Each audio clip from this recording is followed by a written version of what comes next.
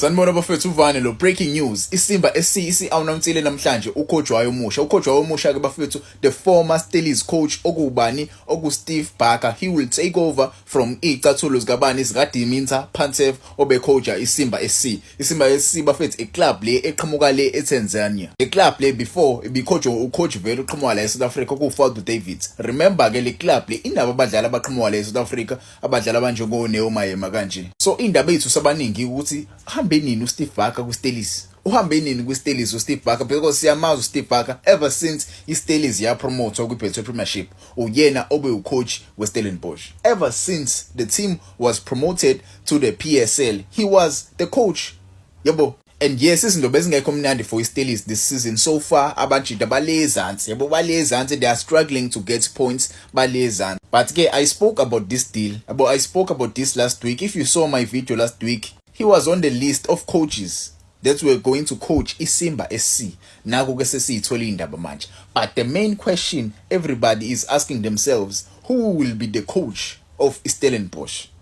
Who will be the next coach that will coach Steelers? Steelers is not your typical team. Stellenbosch, they are not your typical team. The guys who own Steelers, they know what they want. Right now, they want a coach ozokwazi ukubasusa lezansi bayele phezulu. They are fighting right now. Right now, they are playing kwi-CAF Confed. Njengoba bedlala nje kwi-CAF Confed, badinga ucoach one-experience ozokwazi ukubathatha ababeke. Yabo, I spoke about this bafethu. Mina ngokwami, I'm not saying into lezo wenzeka. But ke kunendaba engazizwa. Yabo, angifuni nibone ithi awuvane wawuthini. But kunendaba engazizwa la kuthiwa kungenzeka uJose. Kungenzeka uJose abe i-potential, yabo. Abo umuntu ongenzeka amreplace lapha kuSteelers. But ke baningi ocoach abasengakhetha kubona. Bakhona oGavin Hunt basathanda kuphuma kwiDurban City. Bakhona baningi ocoach yabo iSteelers engakwazi usikhethe kubona ukuthi bakwazi ukususa lapha iSteelers ezansi basikhuphule siye phezulu siyo challenger for ileague, siyo challenger for iCAF Confed. But ke wena ungangitshela ama comments ngokwakho imuphi ucoach okumele aqhubeke athathe intambo zika Steve Barker kuStellenbosch. Ingabe isinyathelo esihle yini asithathile uSteve Barker ukuthi ahambe ayele eTanzania ayocoacha khona. But ke into engiyithandayo coach abaningi abaqhamuka la eSouth Africa, it looks like ibhola la South Africa liyakhula liyadlondlobala kakhulu because amateam amaningi aseAfrica ayabona ukuthi kukhona iproduct ekhona eSouth Africa.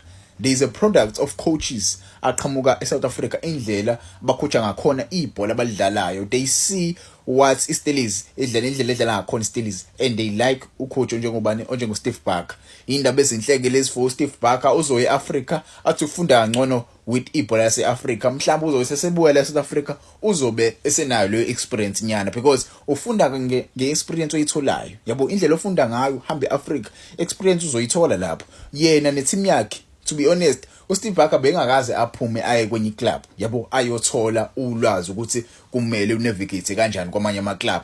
It is first time, if I'm being honest. Mhlambe ke you can tell me in the comments. Yabo ever since I knew him, he was coaching iSteelers. Yabo it is first time going outside of the country ayo coacha any team. It is first time coaching any team other than iSteelers ever since he came to top flight football. Yabo lapho iSteelers izolo si-announceile i-signing entsha oku-Wade Used. Kuningi okwenzakalayo and ngizwile kuthiwa iSteelers sifuna ukurenew icontract yabani yalomfana lo Devin Titus. So kukhona okwenzakalayo behind the scenes, asazi yini le abayiphekayo, but ke uWade Used bafethu uyena mdlali wabomsayinile. They signed this guy on a free transfer. Yabo